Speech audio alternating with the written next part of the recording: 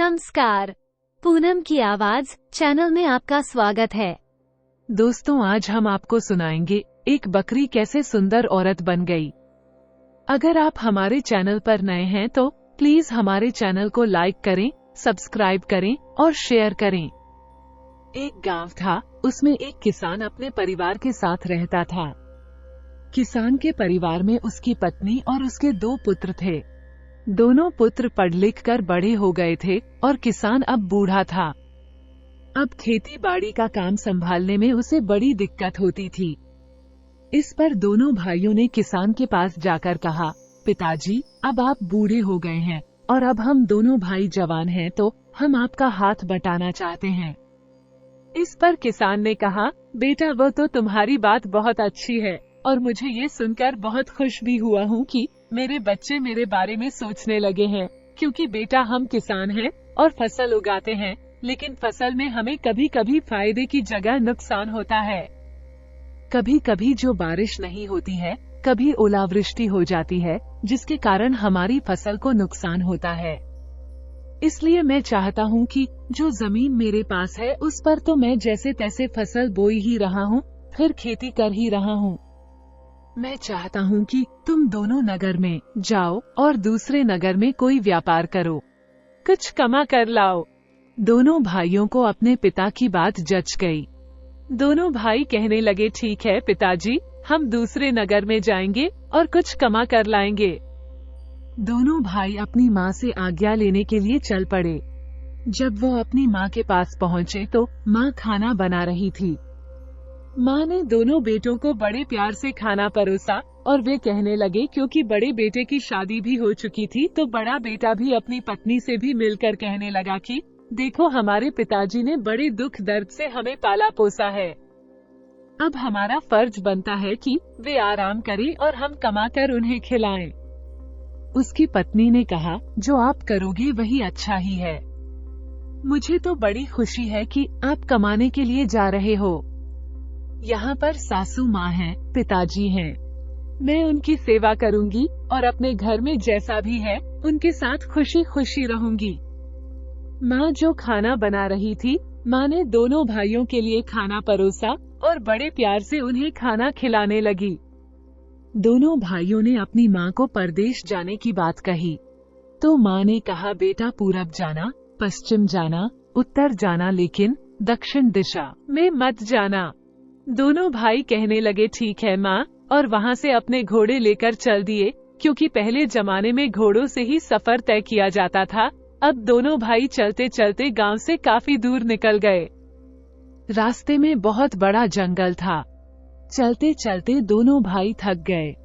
तभी दोनों भाइयों ने देखा कि एक बहुत भारी सा पेड़ था और उसके पास एक कुटिया बनी हुई थी। उसी पेड़ के नीचे एक बकरी बंधी हुई थी। दोनों भाइयों ने सोचा कि जरूर यहाँ पर कोई रहता होगा। चलते चलते भूख प्यास का भी एहसास उन्हें होने लगा था। धूप भी ज्यादा थी, दोपहर का समय था। दोनों भाई सोचने लगे कि थोड़ी देर इस पेड़ के नीचे विश्राम कर लें, जलपान कर लें, तब अपना आगे का सफर तय करेंगे। लेकिन दोनों भाई चलने के चक्कर में ये भूल गए कि जिस दिशा में जाने के लिए माँ ने मना किया था, उसी दिशा में वो पहुँच गए। वे पूरब, पश्चिम, उत्तर छोड़कर दक्षिण दिशा में चले गए। इस बात का तो उन्हें ध्यान ही नहीं रहा। जब दोनों भाई वहाँ पर बैठकर आराम करने लगे तो बड़े भाई ने कहा कि देखो, कहीं आसपास तालाब भी होगा। प्यास भी बहुत जोरों से लग रही है। छोटा भाई कहने लगा कि ठीक है, मैं जाकर देखता हूँ। अगर पानी होगा तो आप विश्राम कीजिए, मैं आपके लिए पानी लेकर आता हूँ। छोटा भाई पानी की तलाश में आगे चला गया और बड़ा भाई घोड़े बांधकर और वहीं पर बैठकर आराम करने लगा। जैसे ही बड़े भाई, क्योंकि थक गया था, ऊपर से गर्मी बहुत थी, पेड़ की शीतल छाया मिली और वह लेटा तो तुरंत उसको झपकी आ गई। झपकी आ गई तो क्या देखता है कि जो बकरी बंधी हुई है वो एक बहुत सुंदर औरत में बदल गई, बहुत सुंदर नारी बन गई। वो नारी आकर उससे तरह तरह की मीठी बातें करने लगी।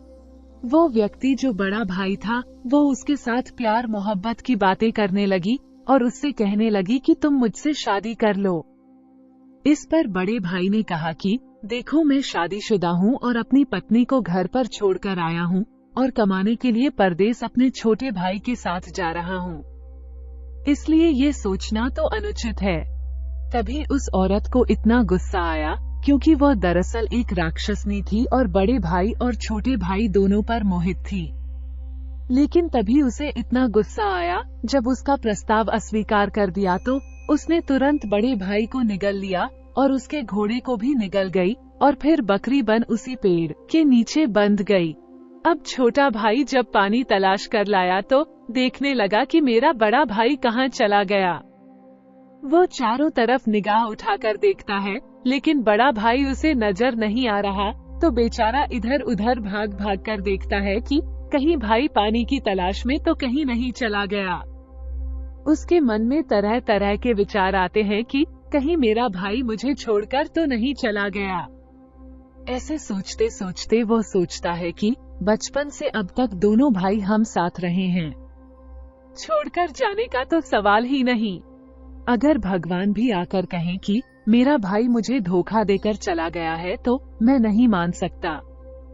जरूर मेरे भाई के साथ कोई न कोई अप्रिय घटना हुई है या फिर वो मुझे ढूंढने के लिए गया होगा। अगर वो मुझे ढूंढने के लिए गया होगा क्योंकि मुझे भी पानी लाने में बहुत समय लग गया है। अगर वो मुझे ढूंढने गया है तो मैं यहीं बैठ करके अपने भाई का इंतजार करता हूँ और वो भी उसी पेड़ के नीचे बैठ गया। तभी उसने देखा कि जो बकरी है उसमें अजीब सी हलचल हो रही है, क्योंकि छोटा भाई बहुत समझदार था, बहुत बुद्धिमान था। अब वो विचार करने लगा कि तभी तुरंत उसे याद आया कि माँ ने कहा था कि तीनों दिशा जाना, पूरब जाना, पश्चिम जाना, उत्तर जाना, लेकिन दक्षिण दिशा मत जाना। उसने विचार किया और देखने लगा तो वह कहने लगा, ये हमसे क्या हो गया? जिस दिशा में आने के लिए माँ ने मना किया उसी दिशा में हम लोग आ गए। खैर, अब जो हो गया सो हो गया। अपने बड़े भाई का इंतजार करता हूँ और यहीं से हम वापस चले जाएंगे। तब उसने देखा कि जो बकरी है वो बहुत सुंदर औरत बन गई और उसके पास आई, क्योंकि वो औरत तो जो राक्षसनी सोच रही थी कि इस लड़के ने मुझे देखा नहीं है, सोया हुआ है। लेकिन वो सो नहीं रहा था, वो अपने विचारों में खोया हुआ था, लेकिन उसने बकरी से सुंदर नारी बनते हुए देख लिया था। तभी वो औरत उसके पास आई और उससे विवाह का प्रस्ताव रखने लगी। अब वो लड़का समझ गया कि जरूर यह कोई मायावी है, इसने ही मेरे भाई के साथ कुछ अनर्थ किया है। लेकिन अपनी जान खतरे में देखकर उसने बड़ी बुद्धिमानी से काम लिया, क्योंकि एकदम से उससे पीछा छुड़ा नहीं सकता था। तुरंत ही वह कहने लगी कि तुम मुझसे शादी करोगे। बातों ही बातों में वो उसका ध्यान भटकाकर तुरंत पेड़ पर चढ़ गया और ऊपर चढ़कर कहने लगा कि अब जो कहना है कहो। तब वह कहने लगी कि तुम बहुत अच्छे सुंदर लड़के हो, तुम्हें देखकर मेरा मन ललचा रहा है, क्योंकि वो तो राक्षसनी थी, उसे तो खून पीना था। लेकिन वह दिखावा कर रही थी, कह रही थी कि मुझे तुमसे शादी करनी है। छोटा भाई कहने लगा कि शादी तो मैं तुमसे कर लूंगा, पहले ये बताओ कि मेरा बड़ा भाई कहाँ है, उसका घोड़ा और मेरा बड़ा भाई कहाँ है। इस पर वह राक्षसनी कहने लगी, अब मैं समझ गई, तुम मेरी हकीकत जान चुके हो और या तो तुम सीधे सीधे मेरी बात मान लो, नहीं तो मैं तुम्हें भी निगल जाऊंगी। जब उसकी बातों बातों में उसका राज खुल गया, छोटा भाई समझ गया किसी ने मेरे भाई के साथ कुछ अनहोनी की है। वो कहने लगा कि तुझ जैसी दुष्ट स्त्री के साथ विवाह के बारे में भी सोचना अनर्थ है। तूने मेरे भाई के साथ अनर्थ कर डाला, बिना भाई के मैं उसकी बीवी को क्या जवाब दूंगा। हम तो परदेश कमाने के लिए निकले थे। अब वह कहने लगी, या तो तुम मुझसे विवाह कर लो, नहीं तो मैं तुम्हें भी निगल जाऊंगी। लेकिन लड़का पेड़ के ऊपर था और उस राक्षसनी को पेड़ पर चढ़ना आता नहीं था। पेड़ पर चढ़कर उसने अपनी जान बचा रखी थी। उसे बहुत देर हो गई। दोनों आपस में बातें कर रहे थे तभी उसे घोड़े की ठक ठक की आवाज आने लगी। वो दोनों उस दिशा में देखने लगे कि जरूर कोई चला आ रहा है। तभी दोनों की नजर पड़ी। एक राजा उधर से निकल रहा था। अब उस राक्षसनी ने सुंदर औरत का रूप धर लिया। अच्छे अच्छे गहने पहन लिए। राजा एक सुंदर औरत और वृक्ष पर चढ़े हुए व्यक्ति को देखकर उन दोनों के पास आकर पूछने लगा कि तुम दोनों क्या परेशानी है? दोनों को क्यों तुम ऐसे खड़े हो? अगर मैं तुम्हारी कोई सहायता कर सकता हूँ तो बताओ। इस पर वे जो औरत थी रोने लगी और कहने लगी, महाराज, जो ये लड़का पेड़ पर चढ़ा हुआ है यह कोई और नहीं, यह मेरा पति है और हम मियाँ बीवी जा रहे थे और रास्ते में बातों बातों में हम में झगड़ा हो गया। अब ये कह रहा है कि मैं तुझे अपने साथ नहीं रखूंगा। महाराज, कभी ऐसा भी होता है? ऐसा कौन सा घर है जिसमें पति पत्नी में झगड़ा नहीं होता? लेकिन ये तो मुझे अपने साथ रखने के लिए तैयार नहीं है और इस पेड़ से नीचे नहीं उतर रहा। राजा ने उस लड़के से कहा, क्यों भाई, ऐसा कौन सा घर है जिसमें पति पत्नी में झगड़ा नहीं होता? तुम क्यों इतनी सुंदर बीवी को त्याग रहे हो? कितनी सुंदर बीवी, ये कितनी संस्कारी है। इस पर वो लड़का कहने लगा, महाराज, आप इसकी सुंदरता पर मत जाइए। यह एक मायावी राक्षसनी है। यह मेरे भैया को निगल गई, उसके घोड़े को भी निगल गई और अब यह मेरे पीछे हाथ धोकर पड़ी है। यह मुझे खा जाना चाहती है, लेकिन मैं इस पेड़ से नीचे नहीं उतरूंगा। राजा कहने लगा, अरे क्या बकवास कर रहे हो? तुम्हें अपनी पत्नी को नहीं रखना है तो मत रखो, लेकिन उस पर इस तरह के इल्जाम तो मत लगाओ। अब वो भी त्रियाचरित्र बिखेरने में पीछे नहीं थी। वो कहने लगी, राजा साहब, अब आप ही देख लीजिए, आपके सामने ये कैसे कैसे कलंक मेरे पर लगा रहा है। अगर यह मुझे नहीं रखेगा तो मैं कहाँ जाऊंगी? इस पर राजा उसे बहुत समझाता है कि अपनी बीवी को ले जाओ। इस पर वो लड़का झल्लाकर कहता है कि अगर तुम्हें इतनी ही चिंता है और मेरी बात नहीं मानते तो तुम ही इसको ले जाओ। राजा तो पहले से ही उस औरत को देखकर मोहित था, क्योंकि वो तो बहुत सुंदर थी। राजा को तो उसकी सुंदरता के आगे कुछ और दिखाई नहीं दे रहा था। अब रही सही कसर उस लड़के ने पूरी कर दी कि तुम इसे ले जाओ। राजा सहित सभी वो तैयार हो गया कि ठीक है, मैं इसे ले जाऊंगा। वो उस औरत से कहने लगा जो बकरी बनी बकरी औरत बन गई थी कि चलो तुम मेरे महल में चलना और वहाँ खुशी खुशी रहना। इस पर वो औरत कहने लगी, महाराज, अगर मैं आपके साथ महल में चलूंगी तो रानी न जाने क्या क्या सोचेगी। मेरा तुम्हारा रिश्ता क्या है? मेरे पति ने मुझे त्याग दिया है और जब रानी को ये पता चलेगा तो वो आप पर शक करेगी। इस पर राजा ने कहा कि एक राजा कई कई रानियां रख सकता है। अगर तुम मेरे साथ खुश रहना चाहती हो और तुम्हें स्वीकार हो तो मैं तुमसे विवाह कर लेता हूँ। वो राक्षसनी को क्या चाहिए? उसने तो सोचा राजा है, राजा के महल में तो उसे बहुत कुछ खाने पीने को मिलेगा, क्यों इस लड़के के पीछे पड़ी है? उसने अपना आगे का सोचा तो सहर्ष उसने स्वीकार कर लिया कि ठीक है महाराज, अब क्योंकि मेरे पति ने तो मुझे त्याग दिया है, मुझे रखने के लिए तैयार नहीं है, इसलिए मुझे आपसे विवाह करने में कोई ऐतराज नहीं है। अब राजा उससे शादी कर लेता और उसे अपने साथ ले जाता है। जब दोनों महल पहुंचते हैं तो रानी, जो बड़ी संस्कारवान और बड़ी पतिव्रता थी, वो उसे देखकर उसके दिमाग में हलचलें सी हुई कि ये राजा किसको लेकर आ गए हैं। तब राजा कहता है कि यह बेचारी किस्मत की मारी है, इसको मैंने सहारा दिया है और इससे मैंने शादी कर ली है।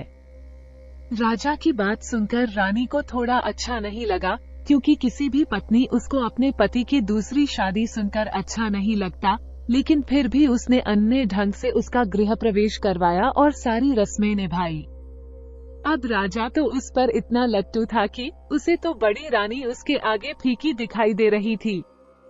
उसने अपने कक्ष में बड़ी रानी को जाने के लिए कह दिया कि इस कक्ष में आज से मेरे साथ छोटी रानी रहेंगी और आप किसी दूसरे कक्ष में जाइए। रानी की एक दासी थी, वो बहुत ही ईमानदार और पूरी ही तरह से राजा रानी की बड़ी आज्ञाकारी थी। रानी के साथ वो उसके मायके से आई थी। जब रानी की शादी हुई थी, इसलिए वह रानी की हर बात मानती थी, हर दुख सुख की वह साथी थी। वह दासी रानी को अलग ले गई। रानी बेचारी का बड़ा दिल टूटा। अब उधर जो वह बकरी बनी राक्षसनी थी। रात को तो वह जब राजा सो जाता तो वह कोई भी रूप धरती और राजा के जो अस्तबल में घोड़े थे, हाथी थे, गाय भैंसे, कितने ही राजा के पास जानवर थे, उसमें जाती और एकाध ऊंट, हाथी, घोड़ा जो भी मौका लगता उसको निकल ले आती और आकर सुंदर रानी बनकर फिर राजा के पास आकर लेट जाती। राजा को तो उसके रूप जाल में ऐसा फंसा था कि कुछ दिखाई नहीं देता था। एक दिन धीरे धीरे, अब जो 1-2 दिन की बात हो, कभी भेड़, कभी बकरी, कभी घोड़ा, कभी हाथी कम होने लगी। धीरे धीरे 6 महीने का समय बीत गया। 6 महीने में तो काफी सारे हाथी घोड़े कम हो गए। कई नौकर चाकर भी कम हो गए। दास दासियां भी कम होने लगी। ये बड़ी रहस्यमयी बात थी कि आखिर सब गए कहाँ। अब बड़ी रानी को कुछ शंका हुई। उसने छोटी रानी से, जो दासी थी, उससे कहा कि जो छोटी रानी है, हम दोनों उसकी जो जासूसी करेंगे, पता करेंगे कि आखिर यह क्या है, क्योंकि मुझे तो इस पर शुरू से ही शक है। अब एक रात जब राजा सो गया, छोटी रानी अपने असली भेष में आई और अस्तबल की तरफ चल दी, तो बड़ी रानी और उसकी दासी उसका पीछा कर रही थी। जैसे ही वह अस्तबल में पहुंची तो उसने एक घोड़ा उठाकर निगल गई और एक वहां पर चौकीदारी कर रहा था, उसको भी खा गई। ये देखकर तो रानी और दासी के पैरों तले जमीन खिसक गई। वे जब रानी आकर घर अपने कक्ष में आकर राजा के साथ अपने आराम से सो गई। अगली सुबह बड़े राजा, जो बड़ी रानी थी, राजा के पास गई और कहने लगी, महाराज, हम आपको कुछ बताना चाहते हैं। महाराज ने कहा, कहिए रानी, क्या कहना चाहती है। इस पर बड़ी रानी कहने लगी, महाराज, जो आपकी यह छोटी रानी है, यह कोई रानी वाणी नहीं है, कोई स्त्री नहीं है, यह एक राक्षसनी है। अब तक तुम्हारे महल में जो भी रहस्यमयी चीजें हो रही हैं, कि लोग कहाँ जा रहे हैं, हाथी घोड़े क्यों कम हो रहे हैं, यही उनको खा जाती है, क्योंकि इनको हमने अपनी आँखों से देखा है। अब जो छोटी रानी त्रिया चरित्र बिखेरने में माहिर थी, वो रोने लगी। कहने लगी, बड़ी दीदी, आप कम से कम मेरे ऊपर ऐसा इल्जाम तो नहीं लगाइए। मैं आपको पसंद नहीं हूँ। आप जानती हैं और मैं भी जानती हूँ आप मुझसे कितना जलती हैं। राजा मुझे ज्यादा प्यार करते हैं और आपको उन्होंने कक्ष से निकाल दिया, इसलिए आप इस चीज का बदला ले रही हैं।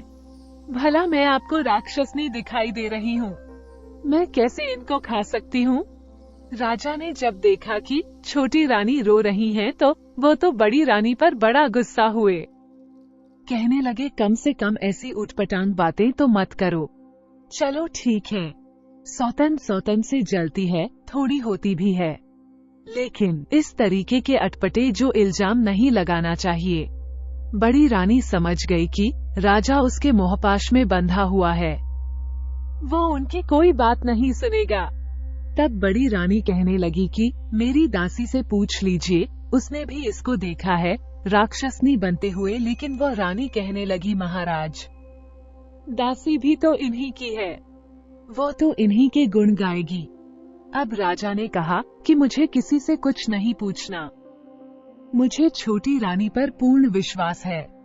बड़ी रानी चुप रह गई।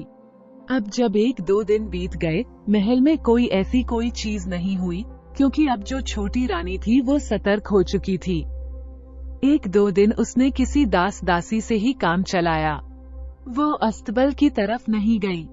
अब उसने सोचा कि जब तक ये बड़ी रानी है, यह मेरे विरुद्ध कुछ न कुछ यंत्र रचती रहेगी, इसको महल से निकालना जरूरी है। अब उसने राजा के कान भरने शुरू कर दिए। कहने लगी, महाराज, आप तो राजकाज के काम में बिजी हो जाते हो, राजदरबार में चले जाते हो। इधर बड़ी रानी मुझे बड़े ताने कसती है, वो बहुत नीचा दिखाती है। बताइए महाराज, मैं क्या करूं? अगर मैं कहीं दूसरी आई हूँ, आप मुझे लेकर आए हो, तो क्या मेरी बेइज्जती कराने के लिए लाए हो? अच्छा होगा कि आप मुझे छोड़ दीजिए। मुझे उसी जंगल में छोड़ आइए।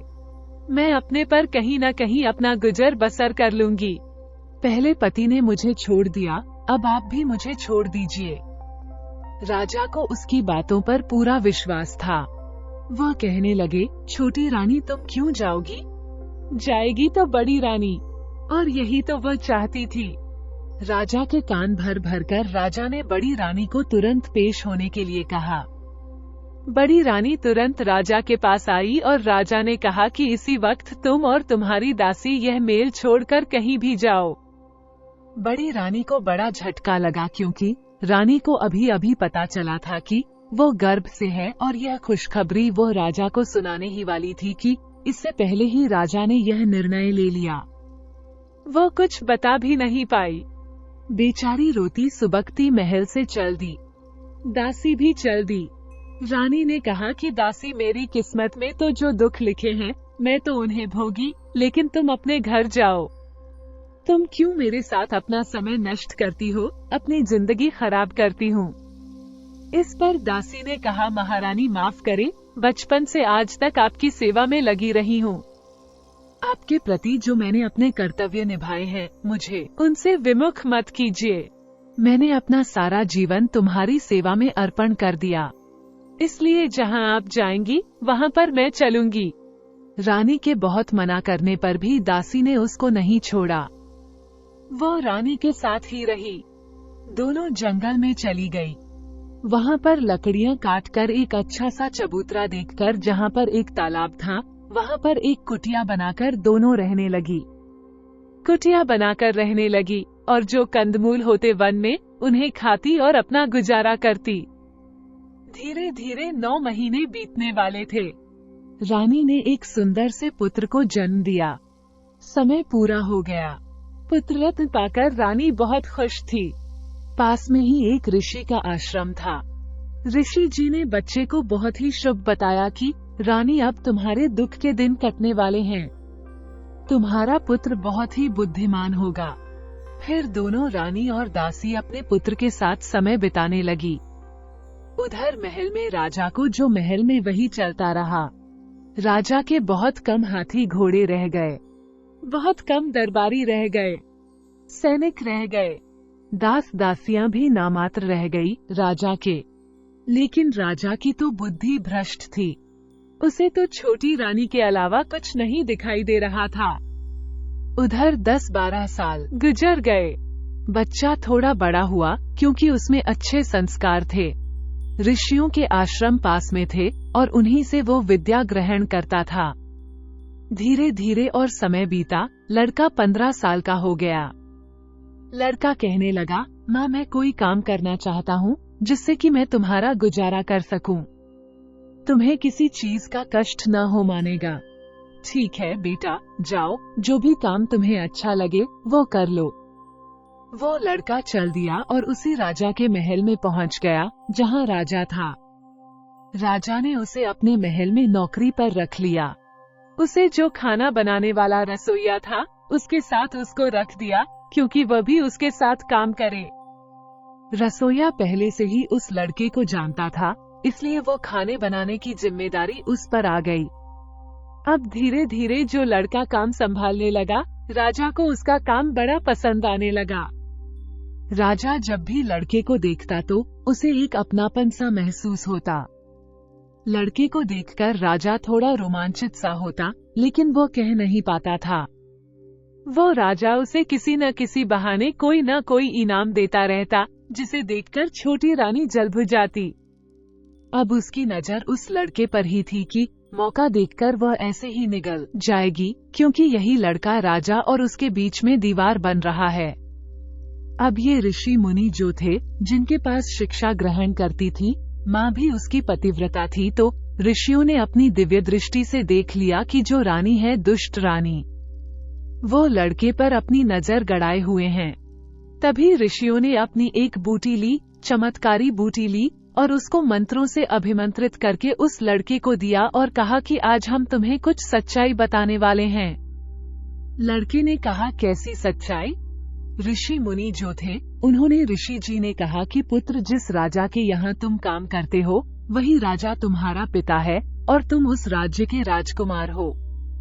ये सुनकर लड़के को बड़ा आश्चर्य हुआ। वो बोला कि आज जाकर वो अपने पिता को सारी बात बताएगा, लेकिन ऋषि जी कहने लगे कि नहीं पुत्र, तुम जाकर अपने पिता को कुछ भी मत बताना। अगर बताओगे तो कौन सा तुम्हारी बातों पर विश्वास करेंगे? नहीं, वे तुम्हें वहाँ से धक्के मारकर निकाल देंगे, जैसे तुम्हारी माँ को निकाल दिया था राजा ने उस दुष्ट रानी के चक्कर में आकर अपना राज्य बर्बाद कर लिया है। उनको इस राज्य को संभालना है, उनको सच्चाई दिखानी है ताकि वे सच पर विश्वास कर सकें। तुम्हारी माँ ने कोशिश की थी, लेकिन वे सफल नहीं हो सकी। उल्टा उनको ही राज दरबार से निकाल दिया गया और यहाँ हमारे साथ आश्रम के पास में कुटिया बनाकर रहती है। लड़का बोला, ऋषि जी, फिर मुझे क्या करना होगा? इस पर उन ऋषियों ने मिलकर एक बूटी को अभिमंत्रित किया जो किसी पेड़ की जड़ थी, और कहने लगे कि तुमको कुछ नहीं करना है, सिर्फ इस पेड़ की जड़ को दूध में उबालकर रानी को पिलाना है। जैसे ही रानी यह पिएगी तो वो अपने असली रूप में आ जाएगी और फिर अपना रूप नहीं बदल पाएगी। यही एक उपाय है जो राजा को सच्चाई दिखा सकता है। लड़की ने वो बूटी संभाल कर रख ली। ऋषि ने कहा कि पुत्र, इस काम में जोखिम भी है, किसी को शक ना हो जाए। ये बूटी एक ही बार काम करेगी। अगर इसमें तुम सफल हो गए तो फिर हम कोई तुम्हारी सहायता नहीं कर सकते, क्योंकि यह हमारी जीवन भर की तपस्या का फल है। लड़की ने बूटी संभाल कर रखी और महल की तरफ चल दिया। क्योंकि वह रसोइया तो था ही, उसने बड़ी अच्छी सी खीर बनाई, दूध उबाला, अच्छे से अच्छे भोजन बनाए और उसने राजा रानी को बड़े अच्छे स्वादिष्ट भोग लगाए। राजा तो बड़ा प्रसन्न था कि बड़े स्वादिष्ट भोजन बनाए हैं, लेकिन रानी को भोजन में कहाँ इंटरेस्ट था। उसे तो जो इंसानी मांस, जानवरों का मांस प्रिय था।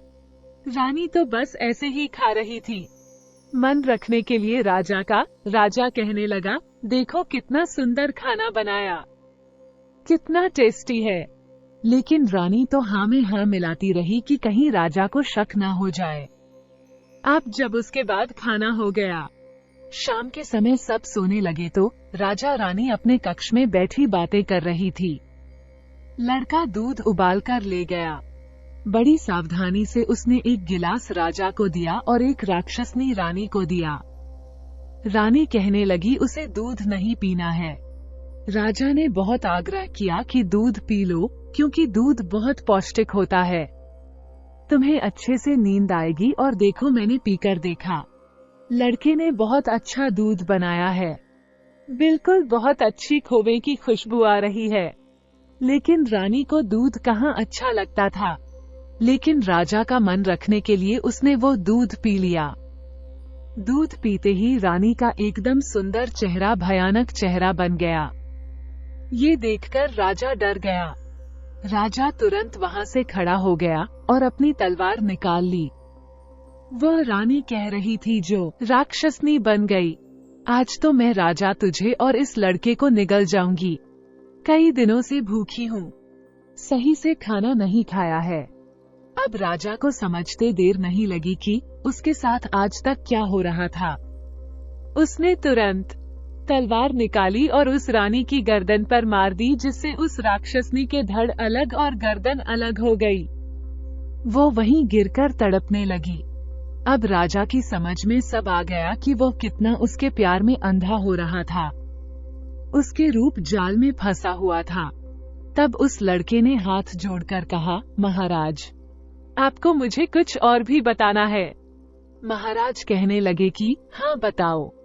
लड़के ने कहा कि महाराज, आप मेरे पिताश्री हैं। ये सुनकर राजा उसकी तरफ देखने लगा। बड़ा आश्चर्य हुआ।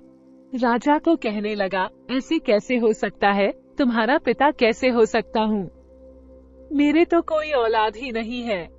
तब वो लड़का कहने लगा, राजा साहब, आपकी बड़ी रानी जिसको आपने महल से निकाल दिया, मैंने उसी की कोख से जन्म लिया है। ये सुनकर तो राजा की प्रसन्नता का ठिकाना नहीं रहा। उसने तुरंत उस बच्चे को अपने सीने से लगा लिया, क्योंकि वो मन में सोच भी रहा था कि जब भी इस बच्चे को देखता हूँ तो मुझे बड़ा ही अपनापन सा महसूस होता है कि जैसे मेरा इसके साथ कोई रिश्ता है। तब उस लड़के ने शुरू से लेकर आखिर तक की सारी कहानी राजा को बताई कि कैसे ऋषि जी ने अभिमंत्रित करके जड़ दी थी कि जिससे वो अपने असली रूप में आपके सामने आ जाए। अब तक आपके महल में जो कुछ हो रहा था, हाथी, घोड़े, यहाँ तक कि इंसान महल के तो महल के, गांव नगर के भी जो खत्म हो रही थी, गायब हो रहे थे, वो सब इसी राक्षसनी के कारण हो रहा था। अब राजा को समझ आने लगी कि वो लड़का पेड़ पर क्यों चढ़ा हुआ था। वो कोई इसका पति नहीं था। अब राजा ने तुरंत बड़ी रानी को महल में लाने का आदेश दिया और उसने पूछा कि तुम्हारी रानी माँ है, वो कहाँ रहती है। लड़का उन्हें लेकर आश्रम की तरफ चल दिया। जंगल में पहुंचकर एक कुटिया के पास पहुंचा। वहाँ बड़ी रानी को देखकर राजा के आंखों में आंसू छलक आए। रानी ने राजा के चरण छुए और कहने लगी, महाराज, देर आए दुरुस्त आए, कोई नहीं। अगर सुबह का भूला शाम को आ जाए, घर आ जाए तो उसे भूला नहीं कहते। और महाराज, मैंने तो आपके सामने सच्चाई लानी चाहिए, क्योंकि मैंने और दासी ने तो देखा था, लेकिन आप मानने के लिए तैयार नहीं थे। हम मजबूर थे, हमें आपकी आज्ञा का पालन करना था, सो आपने हमें घर से निकाल दिया और हम यहाँ आकर रहने लगे। ये तो ऋषि जी मुनिवर हैं, इन्होंने हमारा साथ दिया और आज आप उस सच्चाई सामने आ गई। राजा बड़े इज्जत और बड़े सम्मान के साथ बड़ी रानी और दासी को अपने महल में ले गए। अपने राजा ने अपनी जो औलाद थी, अपना जो पुत्र था, उसको राजकुमार घोषित कर दिया। अब राजा के महल में सब सुखपूर्वक रहने लगे। उधर लड़का पेड़ से उतरकर जब अपने घर गया तो घर में जब उसने सारी बात बताई तो घर में कोहराम मच गया कि उसके साथ क्या घटना घटी है। अब धीरे धीरे वे बहुत विलाप करने लगे, लेकिन कहते हैं कि मरे के साथ मरा नहीं जाता। उसी तरह उन लोगों ने भी सब्र कर लिया कि उनका बेटा अब इस दुनिया में नहीं है। अब छोटा बेटा दूसरी दिशा में गया, खूब अच्छा कमाने लगा है, अपनी भाभी के बच्चों और अपने माता पिता की बहुत सेवा करता है। दोस्तों, अगर आपको हमारी कहानी पसंद आई हो तो प्लीज हमारे चैनल को लाइक करें, सब्सक्राइब करें और शेयर करें। वीडियो को अंत तक देखने के लिए आपका बहुत बहुत धन्यवाद।